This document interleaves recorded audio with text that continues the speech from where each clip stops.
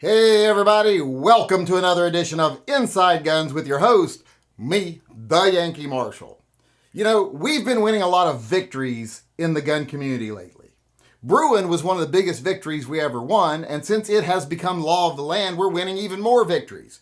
Since then, the roster's been challenged in California. Magazine limit laws are facing challenges in courts and being overturned. Even the rule about 18 to 20-year-olds buying guns from FFLs has been overturned in the courts recently. And right now in Texas, they're working on trying to get rid of that whole interstate commerce nonsense. They're challenging that legally. So we've won a lot of victories, and we've got a lot of victories coming down the pike. Now, this is a good thing, a very good thing. But there is one bad thing about it. It's making a lot of people complacent. It's making them think, well, I don't got to do nothing. I can count on the big boys to do it. Well, I hate to break it to you. The reason we're winning victories right now isn't because the NRA, the GOA, etc. suddenly grew a conscience and started doing the right thing. It's because the courts turned in our favor. It's because the Supreme Court became majority conservative. That's the only reason right now we're winning these battles. Well, the Constitution is one reason, and the Supreme Court now pays attention to the Constitution. They don't try to reinterpret it. So because of that, we're winning a lot of victories. But a lot of people are like, oh, I don't have to do anything now. Like I said, because some people think that, oh, it's the big guys are doing it all for me. And other people think, well, we're already winning and we've won. What more is there to do? Well, I hate to break it to you. The wins we're getting are temporary. Everything in this country is temporary.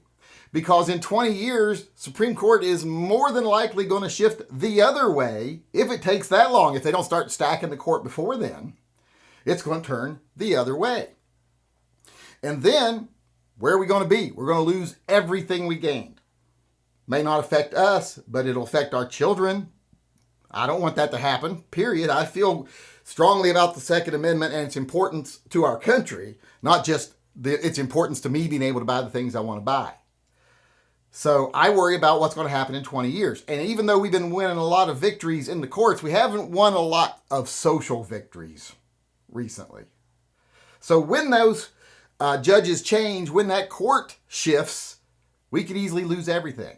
That's why I think right now is the time to fight harder than we've ever fought before. When you get the ball, you don't sit down, you run with it. We've got the ball. We're on offense now. It's time we act offensively. And I don't like the way that sounds, but you understand what I mean.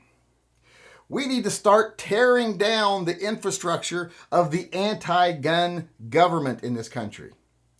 The parts of the government that are just purely designed to be anti-gun, the ATF, etc. We need to start overturning anti-gun laws. The NFA, the 1968 Gun Control Act.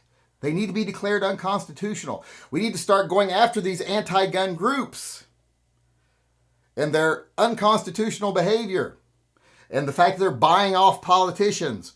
We need to start exposing that stuff. That's what the big organizations should be doing. They should be exposing who's buying politicians.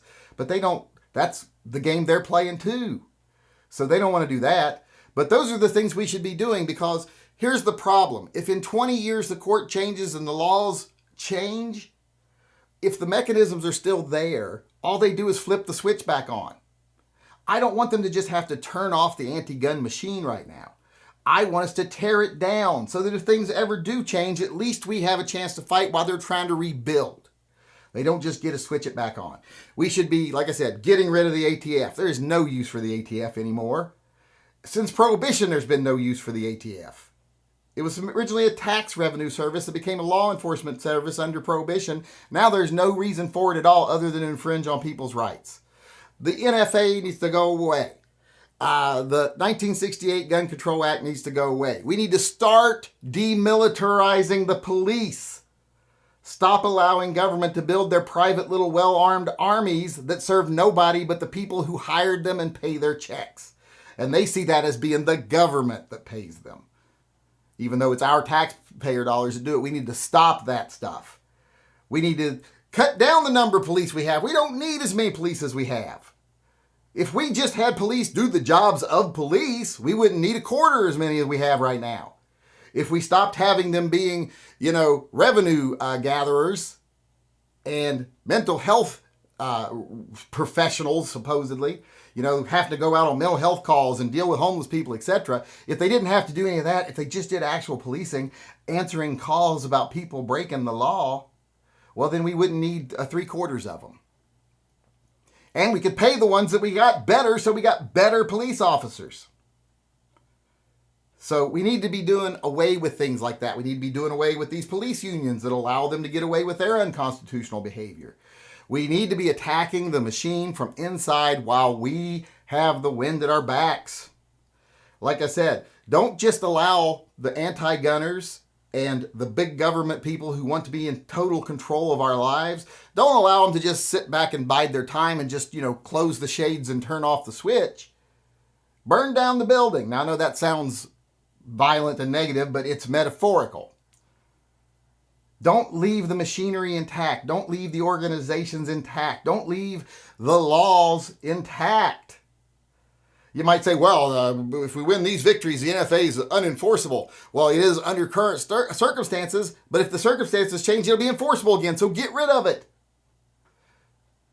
Stop doing the things or stop letting them do the things they've been doing. We've got, like I said, we've got the law on our side, we've got the Constitution on our side, and right now we have a Supreme Court that actually pays attention to the Constitution. So we should be tearing down every one of these government organizations. We should be working to try to expose these private organizations. We should be turning police back into police instead of private standing armies that gather revenue for the government to fund their private army. We have to start working on these things. We need to stop being convinced by the GOA and the NRA that the things you need to really be paying attention to are bump stock bands and pistol braces. That's garbage. That's self-serving shit that pays their bills. We need to stop giving them money thinking they're going to fight the fight. They have proven for decades they are not going to fight the fight. We have to fight the fight. And we are completely connected now. And you might say, well, what can I do as an individual? Well, talk to your congressman. Elect people that will take these things down. File lawsuits if you can. We live in a world where everybody's completely connected. So if there's a lawsuit in Nebraska to try to take down the NFA, the whole community knows about it and we can help fund it.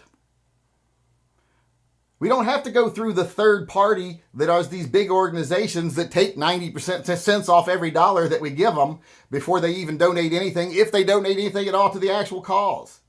We don't need that shit anymore. So we need to start working as an organization, as a community, as an organism, basically, to fight the fight now. Tear down the infrastructure, tear down the laws, repeal the laws, remove their enforcement agencies, etc. Like I said, that's what we need to be doing right now, because like I said, if all we allow them to do is just turn off the lights, well, as soon as the politics shift, they'll turn them right back on again. We'll be right back where we were. Now, the NRA and the GOA, they want that because that's how they make their money. I don't want that. I want us to win, and I want us to tear down everything to the point where it's such a thing that's in the past and so gone that there's actually no government structure for it anymore, that even when things shift, it'll be a back burner thing. Nobody will even be thinking of it anymore because it hasn't been a battle for years.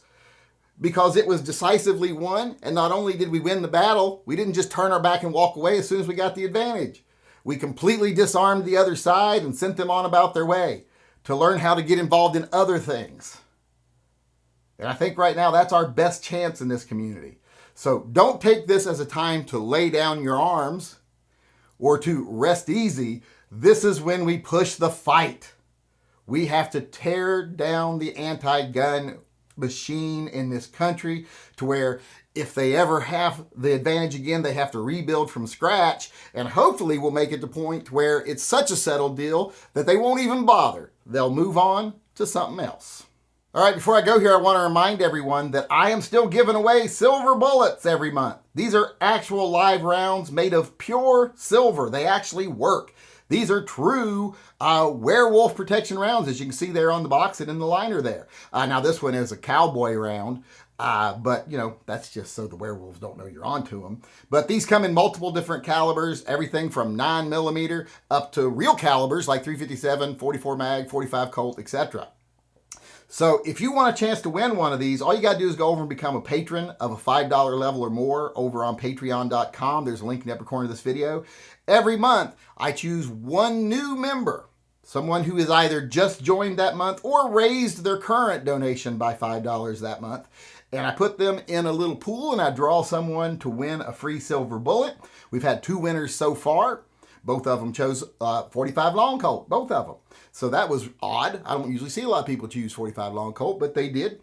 So if you want to be the next person to win, like I said, go on over Patreon, become a supporter, support Pets and Vets, TYM-PPP, the programs we run here on this channel. Remember, this is a not-for-profit channel. I don't do advertising. I don't do paid promotions. I don't take sponsorship. So the only money that even comes into this channel is the money you give to go to certain causes. So if you want to help support the channel, go on over, become a patron, and get a chance to win yourself one of these silver bullets.